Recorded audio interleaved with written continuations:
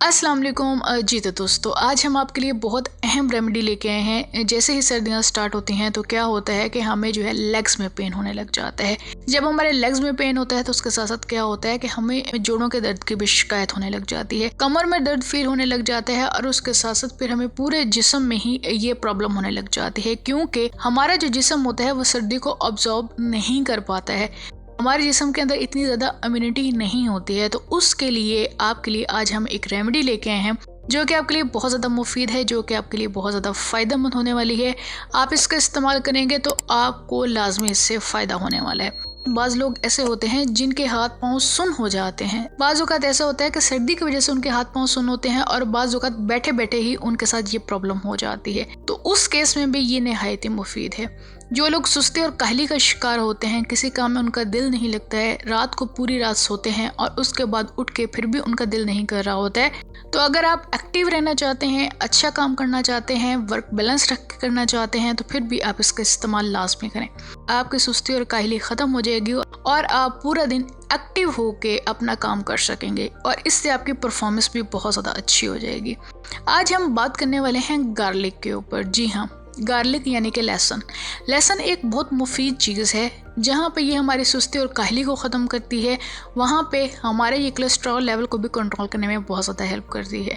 उसके साथ साथ क्या होता है कि हमारे ब्लड प्रेशर को भी बहुत ज़्यादा ये कंट्रोल कर देती है।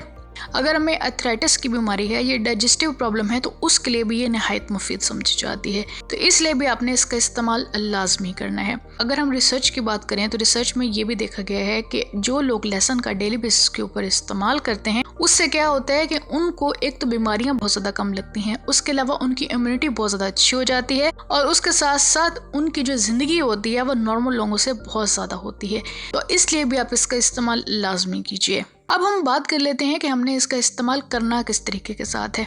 आपने एक हफ्ते तक ये जो वाटर है वो लाजमी पीना है। वाटर बनाने का तरीकाकार नहायत ही आसान है। आप एक गिलास वाटर का ले लीजिए और एक ही जवा आपने लहसुन का ले लेना है। इन दोनों को आपने अच्छी तरह से बॉईल कर लेना है। बॉईल करने के बाद आप इसको उतार लें, ठंडा कर लें और इसको आपने पी लेना है। एक हफ्ते तक आपने ये रूटीन रखनी है। उसके बाद आप देखेंगे कि आपके जिस्म में एक तो सोजिश भी ख़त्म हो जाएगी, हड्डियों में दर्द का जो प्रॉब्लम है वो भी रिमूव हो जाएगा, टांगों में जो मसला हो रहा है वो भी ठीक हो जाएगा और उसके साथ साथ आपकी बहुत सारी बीमारियों से छुटकारा मिल जाएगा। अगर ब्लड प्रेशर का मसला है तो वो भी इससे ठीक हो जाएगा और निज़ाम हज़म भी इससे आपका बेहतर हो जाएगा। आपने 7 डेज़ तक इसको यूज़ करना है। उसके बाद आपने इसको छोड़ देना है। अगर आपको फिर भी प्रॉब्लम हो तो 7 डेज़ के बाद आपने फिर दोबारा से इसको शुरू कर लेना है। तो इंशाल्लाह ताला आपको इससे लाजमी फ़ायदा होगा और भी बीमारियां जड़ से ख़त्म हो जाएंगी।